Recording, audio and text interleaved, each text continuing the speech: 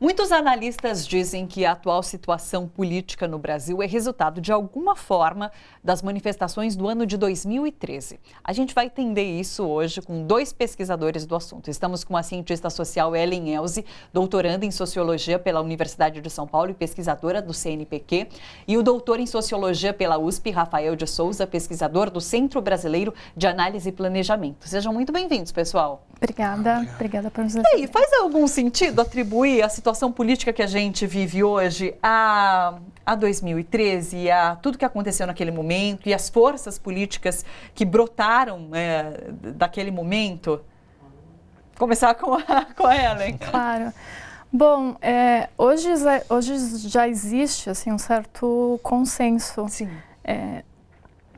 dentre cientistas sociais e que 2013 teve um papel, sem dúvida, muito importante para a emergência de muitos grupos à direita. Acho que muitos deles participavam ali, eles não tinham uma identidade muito clara, ou muitos grupos participaram de uma forma mais dispersa, né? Eles não tinham uma organicidade, vários deles não tinham uma organicidade muito bem clara. Bom, 2013 acho que ele acaba tendo um papel de legitimação em vários sentidos, né? De certo modo, ele sinaliza para a população que os protestos em rua, acho que a ideia de levar a manifestação para a rua, teve um retorno positivo, né? Eles conseguiram verificar que, mesmo quadros do Poder Executivo, eles acabaram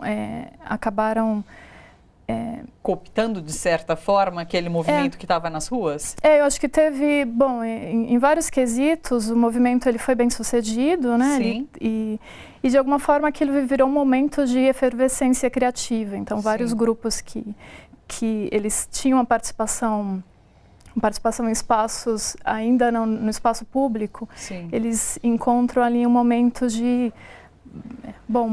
eles de alguma forma vão se coadunando e vão formando grupos que de alguma forma se conjugam em redes depois, então isso sem dúvida... Mexeu com as estruturas ali naquele momento. Sim. Mas até aquele momento, a gente não pode falar que existiam movimentos de direita conservadores constituídos, é isso? Ou existiam, só que eles não iam às ruas? Como entender esse momento, Rafael? Na verdade, eles existiam, sim. Eu compartilho um pouco da hipótese de que junho de 2013 ela é importante. Sim. Mas acho que a gente tem que olhar um período um pouco para trás, para tentar entender de que maneira junho acabou impactando esses grupos, né? Na pesquisa que a gente está fazendo agora, a gente pôde identificar uma trajetória já relativamente longa de grupos de direita que já iam às ruas e outras arenas políticas para expressar a indignação contra o governo petista, contra o suposto comunismo. Houve a formação já de uma espécie de esfera pública alternativa, ou uma contra-esfera, que também ajudava a disseminar informações, fóruns. Há uma formação já um pouco de longo prazo. Mas então não com ocupação de rua. Com a ocupação de rua. Sim. A gente já tem grupos que estão na rua, pelo menos... Desde 2005, 2006, com o processo do mensalão, esses grupos eram fracos, inexperientes em ir para a rua, usavam uma estética ainda vacilante entre as diretas já e uma estética um pouco... fazendo um pouco referência ao militarismo, mas muito pouco, havia pouca instrução de como ocupar as ruas de uma maneira efetiva para chamar um monte de gente, porque um protesto é uma coisa muito difícil de ser planejada, há uma logística de levar essas pessoas e ocupar grandes regiões, como a Avenida Paulista, enfim, a Praia de Ipanema, Copacabana, no caso do Rio de Janeiro, e isso demanda um aprendizado. Esse aprendizado, ele é anterior, na minha opinião, a 2013, e ele acontece concomitantemente conforme o ciclo vai... as crises políticas vão se acumulando, e aí esses grupos vão entrando mais na rua, vão tendo contato com outros tipos de manifestantes, e aí acontece um processo de aprendizado mútuo. Então a gente tem eventos de protesto da direita, tanto já em 2006, A gente tem uma marcha pela dignidade nacional logo quando estoura o escândalo do Mensalão. Sucessivamente, a gente tem o movimento Cansei, que é um movimento reduzido, mas há um esforço de aparecer para a esfera pública, para a arena, para o debate de um modo geral. E aí, a partir de 2011, 2012, com o julgamento do Mensalão, esses grupos começam a se organizar um pouco mais. Em 2013, a gente também já tem o Fora Renan, que ele é anterior. Esses grupos, embora muito reduzidos, eles fazem um protesto na Avenida Paulista, né? Tem o Dia do Basta, que ele vem acontecendo em 2011, 2012, etc. Mas o que é muito basilar nesses casos, nessa ocupação da rua, é o aprendizado. É a transmutação um pouco das formas de estar na rua e de se apresentar na rua. Mas esse aprendizado a partir do quê? A partir da incorporação de algo que estava sendo feito pela esquerda? Porque é o MPL que organizava, o Movimento Passe Livre que organizava naquele momento a manifestação.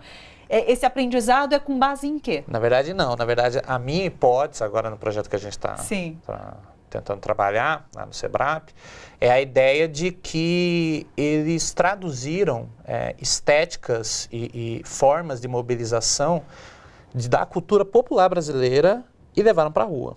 Então, o futebol, o carnaval, que eram um repertório de manifestação que a esquerda deixou um pouco de lado.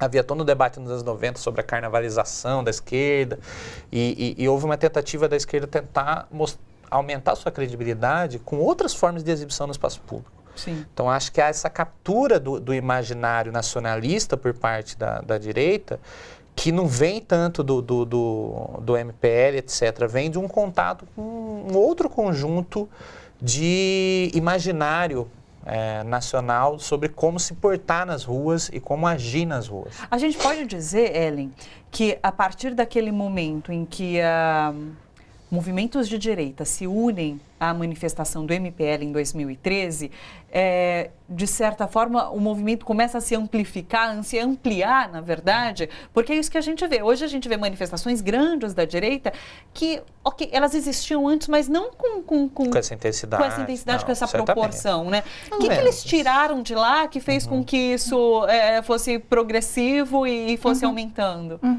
Eu acho que tem aspectos diferentes, né? Tem os movimentos que já iam para as ruas, o Rafael comentava, né? A gente tem, acho que você acabou não comentando, a gente tem também a Marcha pela Família, né? Que é um dos movimentos. Os movimentos contra o aborto. Então, muitos deles já iam para a rua e tinham uma visibilidade mais restrita. Sim. E ali, em 2013, acho que a gente tem assim, um momento em que os grupos convivem, isso é basicamente inédito, porque a polarização ela ainda não está tão bem clara, os atores não se identificam tanto até então, né? Acho que tem um momento em que tem pelo menos uma terceira fase ali durante os protestos de junho, onde começa a ficar mais claro, parte dos movimentos de esquerda, dos grupos de esquerda se retiram e muitos dos atores políticos que estavam ali na rua, eles ainda não tinham uma organicidade muito clara como parte dos movimentos que a gente vê hoje. Sim. Alguns, inclusive, se alçaram enquanto lideranças políticas a partir dali, né? Alguns outros, claro, eles já tinham uma organização bem mais longeva e ali em 2013 eles também identificam uma janela de oportunidade para levar para a rua e para dar uma visibilidade mais privilegiada sobre as pautas e as demandas de então. Mas eu acho que o que foi ficando mais claro é que depois de 2013 a direita ela entrou para disputar de fato os espaços da rua. Os espaços da rua, que antes isso era bem mais visto como quase apanágio da esquerda, né? Os grupos de esquerda, tanto que movimentos de rua acabou ganhando a pecha de baderna, de baderneiros, que eram isso atributos... tem dedo da imprensa, inclusive, né, de fazer essa diferenciação. Sem dúvida. A imprensa foi um dos agentes, seja legitimadores num determinado momento, ou seja, desabonadores, né? Acho que uma certa... parte expressiva da imprensa também, né? Acho que esse é um dos momentos E claro, a partir de então, acho que esses grupos, ou mesmo esse movimento, essa movimentação na rua, ela ganha uma legitimidade maior e ela ganha se sinaliza para boa parte da população que até então não se identificava com esse tipo de repertório político, ou a ideia de ir para a rua, de protestar nas ruas, ela começa a entender como, bom, eu acho que é um espaço legítimo, eu estou, de alguma forma, exercendo a minha cidadania. Sim. Eu vou para a rua, né? Sim. E tem, claro, o uso dos repertórios festivos, de alguma forma, união ou conciliação nacional, né? Em torno de campanhas, em torno do futebol, ou Que é o negócio da camisa do time, do Brasil, de levar a camisa do Brasil, de fazer time. uma grande festa, de pôr o carro. É isso que você falou da cultura popular, né? Sim. De que eles conseguiram trazer mais gente para a rua a partir do momento que eles... Sim, é mais atrativo, né? Sim. À medida que você... Eu acho que assim, foi interessante você falar da imprensa, porque ao longo do processo de junho, a imprensa foi classificando os manifestantes segundo o modelo de comportamento dos manifestantes nos lugares públicos, né? Ali, os próprios ativistas ou esses manifestantes aderentes, avulsos, que vão entrando nas manifestações, vão procurando se colocar nessas caixinhas, Sim. nessas diferentes classificações. Daqueles que desafiam a imprensa de maneira mais asseverada e daqueles que estão procurando se adequar a uma espécie de ordem pública. Aí tem um pouco a importância do apelo a esses símbolos nacionais. Entende? É muito mais fácil você exibir uma dinâmica de ordem, de um comportamento ordeiro, respeitoso e, portanto, com credibilidade política para certos atores poderosos e importantes, quando você faz referência a esses símbolos, do que quando você os desafia. Ainda mais nas imediações, na imediaticidade da Copa do Mundo que está começando a acontecer. Então, é um momento onde o nacionalismo está brotando também. Sim. E é interessante notar que, de alguma forma, o que a gente foi percebendo depois de 2013 é que os grupos de direita eles foram muito bem sucedidos em associarem a ideia de pátria, de nação, aos grupos de direita, que é um elemento inconteste de poder de união, ou para disputar isso que se chama de opinião pública, né? Acho que cria...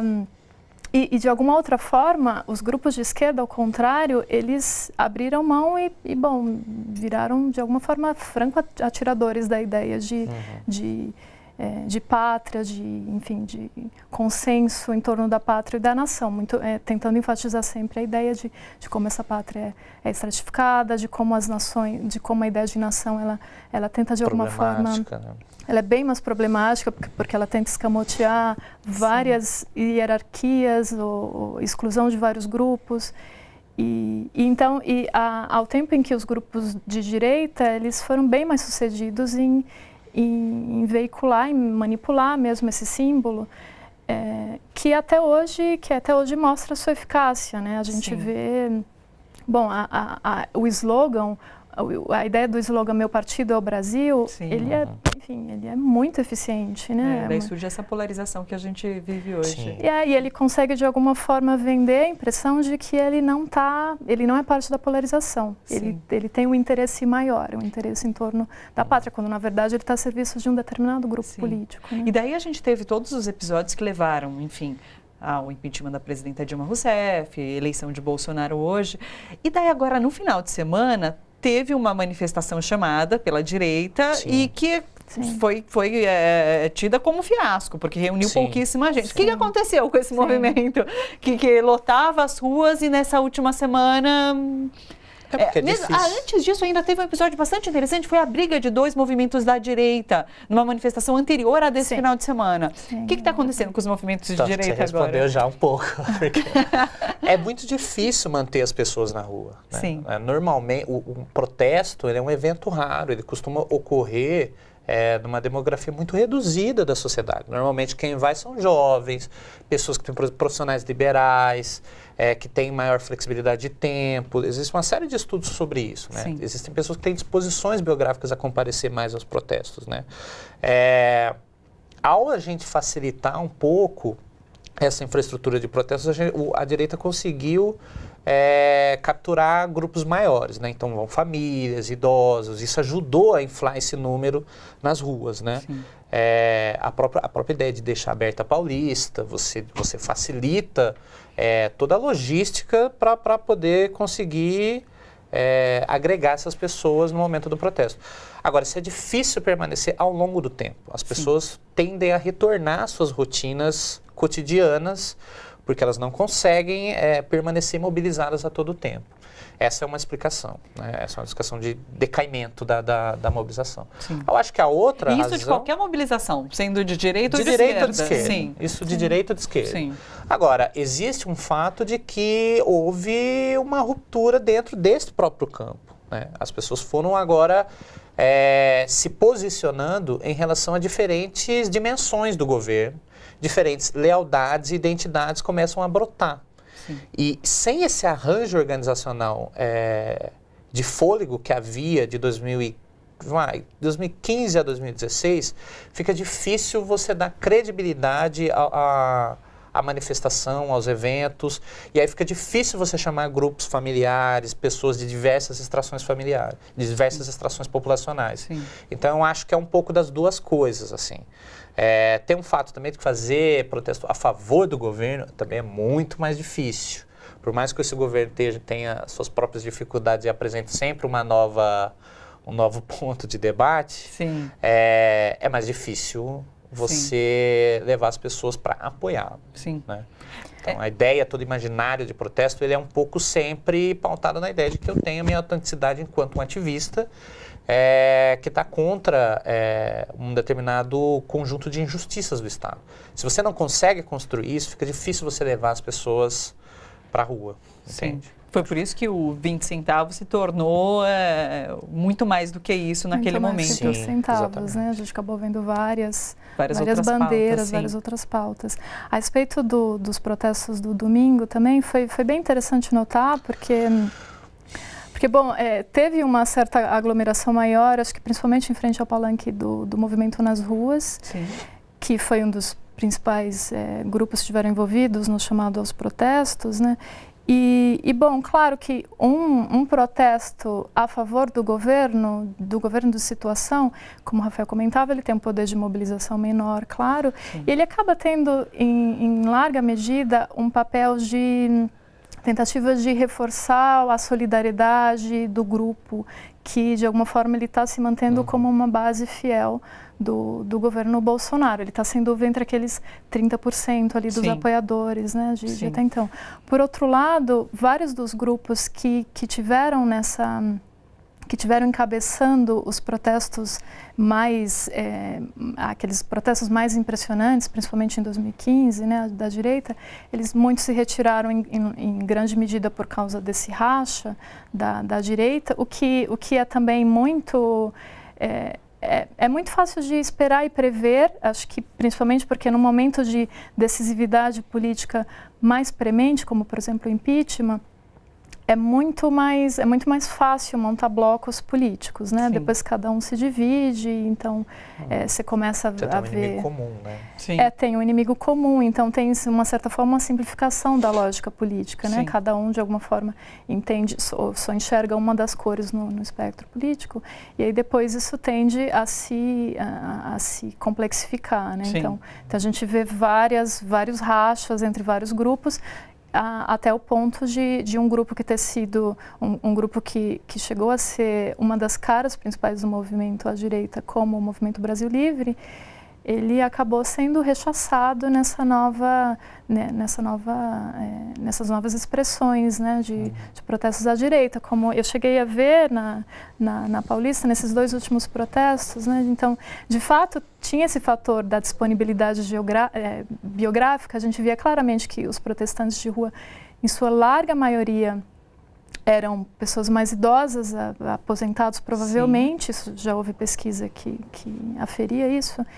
E bom, claro que não era somente isso, né? Mas de um lado a gente vê isso, assim, pessoas que estão de fato mais aferradas à pauta, política econômica do governo, então a defesa muito clara do Guedes, né, no protesto anterior da reforma da Previdência, sim, tudo sim. isso, e agora em defesa da Lava Jato, então pautas econômicas, mas morais também. Pautas ainda. econômicas e morais, Sim. nesse caso. Da Lava Jato, por dos exemplo. últimos protestos foi principalmente contra pelo veto do presidente a abuso de autoridade. Abuso de autoridade, sim, exatamente, a ideia de que ele e deve pró-Lava vetar Jato, tudo. claro. E pró-Lava Jato, Sim. para que o Dallagnol seja indicado novo procurador. Sim. Né? Olha só, você que curte a TVT e quer contribuir com a gente para que a nossa programação chegue cada vez mais longe, se inscreva no nosso canal do YouTube/Rede TVT e torne-se membro. Ou então faça a sua contribuição em nosso Catarse. É só acessar catarse.me/TVT. A gente agradece.